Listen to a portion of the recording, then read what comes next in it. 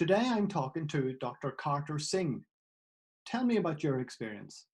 I mean, my story starts off when I was a child at school, basically. The bullying, physical racism, the abuse, the greatest kind of impact in terms of racism was the emotional and the psychological effects. Not putting your hand up in class for fear of getting beaten up at break time because you answered a question that the bullies couldn't answer.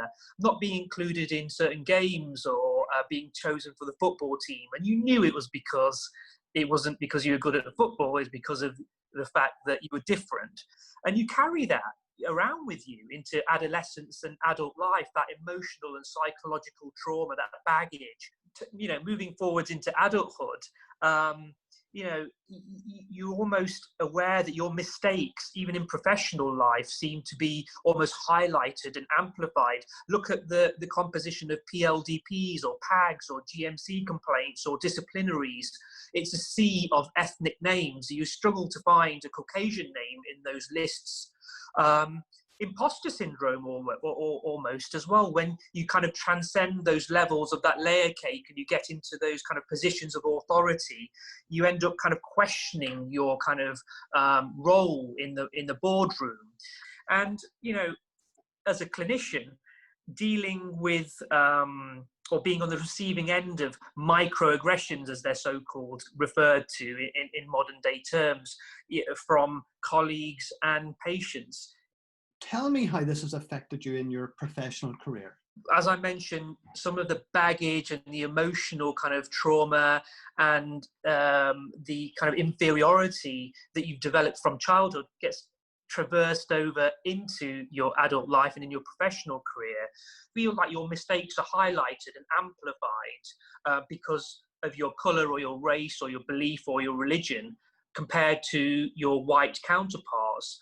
On a day-to-day basis, these so-called microaggressions, these racial slurs or these very subtle comments that are made by colleagues and by patients, they really can take their toll on you. You might have heard that statement, death by 1,000 cuts. Tell me a little bit about the subtle ways that people may not be aware of how racism presents itself. Yeah, definitely. So I can give you a few examples, actually, of microaggressions that I've encountered on a daily basis and I still go through. And one must separate out the intent with which they're communicated. So, for example, you'll say, "Hello, I'm Dr. Singh," and they'll say, "Dr. Singh, Singhi, Singh," and you say, "No, Dr. Singh. It's one syllable. It's very like sing a song," and they'll say, "Sorry, it's a bit too exotic for me. I can't pronounce that. It's a bit too difficult," and that's a microaggression. Or you'll say, they'll say, "Oh, where are you from then, doctor?" And you say, "Oh, well, I was born in Derby in the Midlands." And they'll say, No, what I mean is, where are you from? And you'll say, No, I was born in Derby, raised in Derby, educated in Derby, went to medical school in London, now live in Manchester. No. Where are you really from?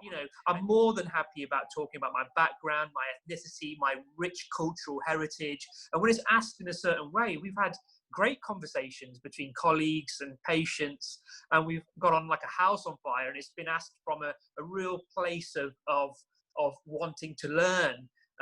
But when it's really asked with that kind of off tone, that it's designed to kind of grate at you and denigrate you in many ways. Recently, we've been aware that COVID-19 has disproportionately affected certain communities. 95% of all of the tragic deaths of doctors due to COVID have been of doctors belonging to ethnic minority backgrounds.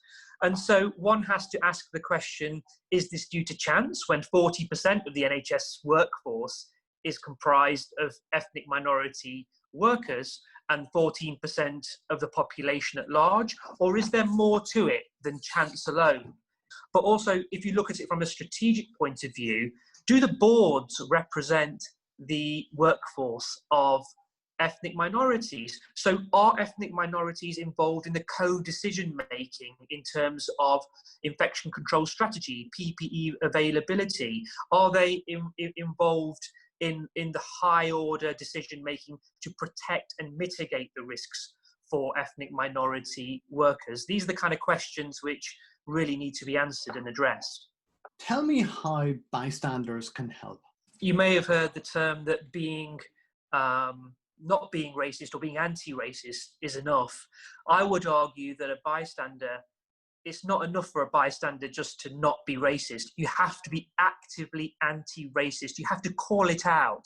You have to identify it, recognize it, acknowledge that it's happening, and then really speak out against it. And from an organizational point of view, we need to accept board level responsibility and accountability and really include diversity, inclusion, and equality, not as an add-on or an optional extra, but really make it the core business and address discrimination head on, rather than being politically correct about it and this tokenism of maybe sticking a brown person or a black person or a disabled person or an LGBTQ plus person on the front of a website or a magazine. That's tokenism. It's a retrograde step.